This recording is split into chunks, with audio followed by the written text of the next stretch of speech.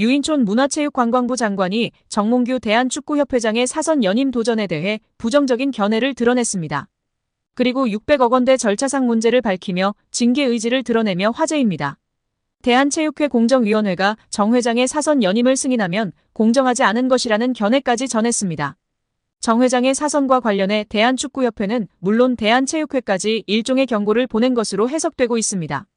이와 함께 축구협회와 대한배드민턴협회에 대한 감사 및 조사를 내달 마무리할 계획이라고 밝혔습니다.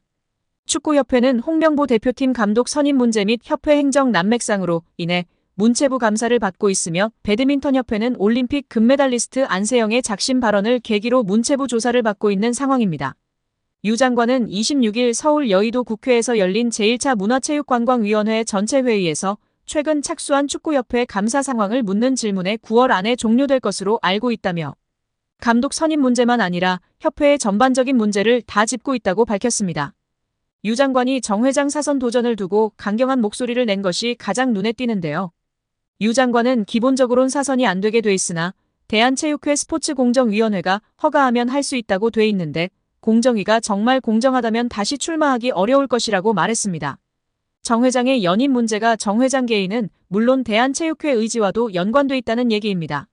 축구협회가 최근 스폰서 파트너인 하나은행에서 600억 원대 마이너스 통장을 개설한 것에 대해서는 협회 관계자 징계 요구 등을 거론했습니다. 유 장관은 원래 문체부 승인을 받아야 하는데 그렇게 안 한 것 자체가 위반이라며 절차상 문제 등을 따져 관계자 징계를 요구하고 다른 조치도 할 수 있는지 검토하고 있다고 밝혔습니다. 한 스포츠 에이전시 대표가 대한축구협회의 감독 선임 과정에 대한 불공정을 폭로하고 나서며 화제입니다. 자신을 JP스포츠그룹 대표이사로 소개한 전 피에트로는 19일 자신의 SNS인 인스타그램을 통해 대한민국 국민 여러분들에게 한국 남자국가대표팀 감독 선임 과정에 관한 진실을 밝힌다며 저는 금전적인 이득이나 수수료, 어떠한 부분의 이익도 바라지 않고 대한민국 축구의 보탬이 되고 싶었다고 밝혔습니다.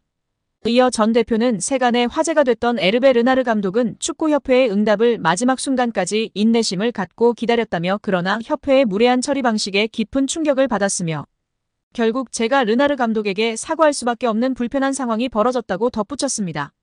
르나르 감독은 2012년 잠비아, 2015년 코르디부아르 감독을 맡아 두 차례 아프리카 네이션스컵 우승을 차지한 명장인데요. 사우디아라비아를 2022 카타르 월드컵 본선으로 이끈 그는 조별리그 C조 1차전에서 리오넬 메시가 이끄는 우승팀 아르헨티나를 2대1로 꺾는 파란을 일으키기도 했습니다. 2024년 파리올림픽을 끝으로 프랑스 축구협회와 계약이 만료되는 르나르 감독은 차기 한국 대표팀 사령탑 후보로 거론된 바 있습니다. 전 대표는 이번 입장에서 출국 전 이미 짜인 대본처럼 홍명보 감독의 선임이 결정됐고 이에 대한 협회의 불투명한 행정 절차는 너무나도 실망스러웠다며 유로, 스페인 우승을 거둔 루이스 데라 푸엔테 감독 등의 만남을 위해 이임생 대한축구협회 기술발전위원장에게도 제안했지만 답변조차 받지 못했다고 토로했습니다.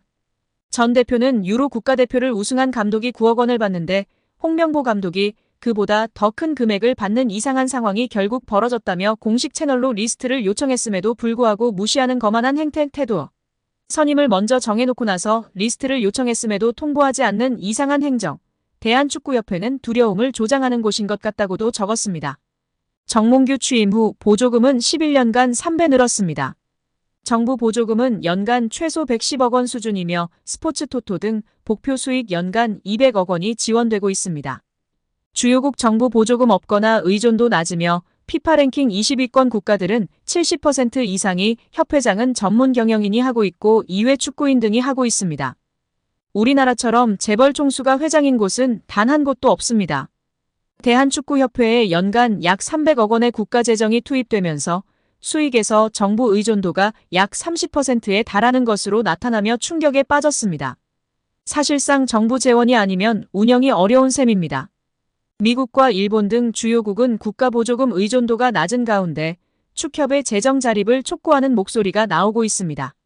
18일 한경닷컴이 축협의 손익계산서를 분석한 결과 지난 2013년 이후 보조금과 복표 수익을 제외하면 연 평균 300억 원 적자를 기록하고 있습니다. 축협의 손익계산서는 정부 재정 비중이 상당한 보조금과 스포츠 토토 등으로 알려진 복표 수익을 포함해 계산하면 재정 상황이 좋아지는 것처럼 보입니다. 복표 수익은 국민체육진흥공단이 국민체육진흥기금 조성을 위해 운영하는 국가정책사업에서 발생하기 때문에 정부 재원을 배분하는 세금의 성격을 가지는데요. 축협의 당기순이익은 최근 5년간 코로나 팬데믹으로 입장료 수익 등이 없어 38억 원의 적자를 기록한 2020년을 제외하곤 늘어나는 듯한 모습입니다. 2020년까지만 해도 보조금과 복표 수익은 연간 300억 원이었는데 2022년부터는 500억 원 안팎으로 급증했습니다.